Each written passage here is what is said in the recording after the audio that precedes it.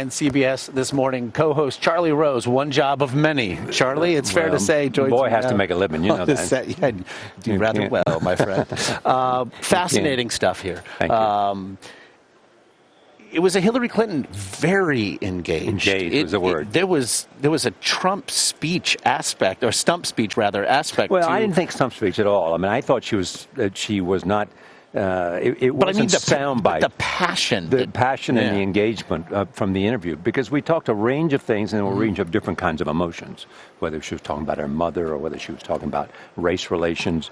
And then Donald Trump. I mean, to say what she said, the most dangerous political candidate ever to run for president, that kind of thing. And it seemed to me like it came from a place, I mean, she was telling me what she believed. And then she cited some of those kinds of things as to why she believed it to be true. In speaking to some of our analysts just this week, they have made the point, and I know it's something you spoke to her about, if this election is ultimately a referendum on Donald Trump, he's going to lose. Right. If this election is a referendum on Hillary Clinton, she's going to lose. That's a good point to make. And she thinks it's a referendum on him, and he clearly wants to make it a referendum on her and on Obama. Because she is as much a theme of so much of this convention this week as anything, do you have a sense of what we might hear from her and the campaign and the Democrats in Philadelphia next week? Well, I think they will try to make the point that she's been making as Donald Trump is trying to make the points here. You hear him talking about Benghazi and immigration, and we've got to be strong again. You will hear her talking about the kinds of America that she wants to see. She'll talk about income insecurity. She'll talk. Trump's appeal is part to that. People unhappy about their economic future. And she's going to reach out to those voters, I think. I think she's going to talk about how the decisions and the experience she has gained, why President Obama called her the most experienced candidate to ever run for president. And that is in the polls. That is where we do see real separation between the two candidates. Right. That Americans, regardless of political leaning, find her to be the more qualified to be president by a large degree, some 20 points or so. Issues of trustworthiness, et cetera, do perhaps make it closer. And you can quarrel with particular things that she did as Secretary of State, even though foreign policy is run from the White House. But you can have differences, as she had differences with the president. You know, she and Bob Gates and David Petraeus had different views on Syria, and she still does, from the president.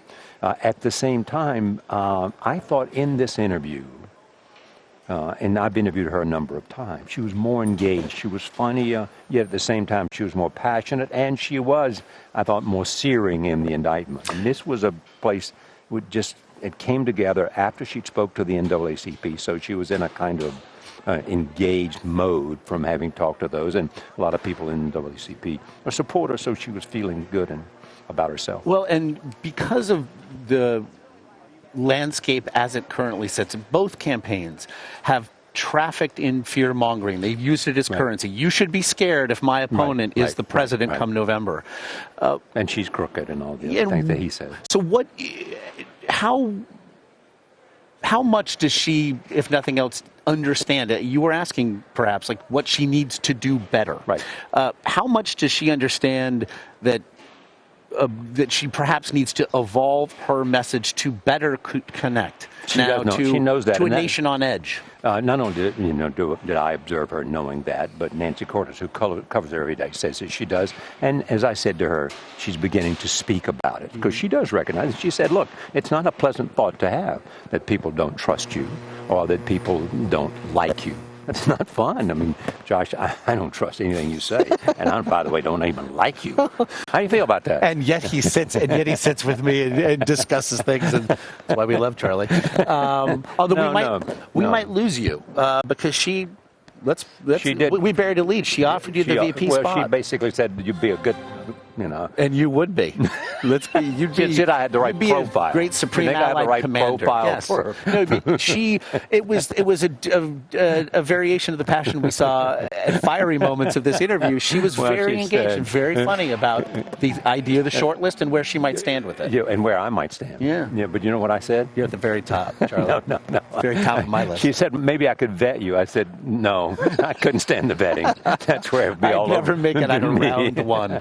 Did she? You ran the names. I did. Do you feel as though she gave anything away, or is she an expert poker player to this point? I do think that Elizabeth Warren is real, I mean, in her mind. I did get the impression that she's on the list and she's a serious contender. You know, there are a lot of people who dismissed it and said they don't, you know, that it's oil and water in some ways. But they campaigned together and it was an effective way. I have no idea where she's leaning. People say, well, she's leaning to somebody in the national security field. Somebody says, well, she may want to make sure that she appeals to all the people who supported Bernie Sanders. That might suggest a certain kind of candidate, like. But all the vetting has happened. I'm going to get you out of here on this one. Okay. She was equally entertaining of all the names. Yes. Get him off? Well, that's television. Yes, I know. But that said, do you feel like whatever you have coming up should be better than what I am. Do you ultimately feel like she's made her decision already? I think she's close to it, but has not yet made it. But she doesn't have much time. Monday, the convention begins. Will you do more television with me, Charlie, at some point? Promise me. Only if you tell me it's a good experience for you. Promise me. Potential Hillary Clinton vice presidential pick, Charlie Rose. Vice President Rose. Another job, Charlie. You got plenty as it is. Don't leave us, Charlie. As always, we appreciate it. Terrific stuff. Terrific stuff.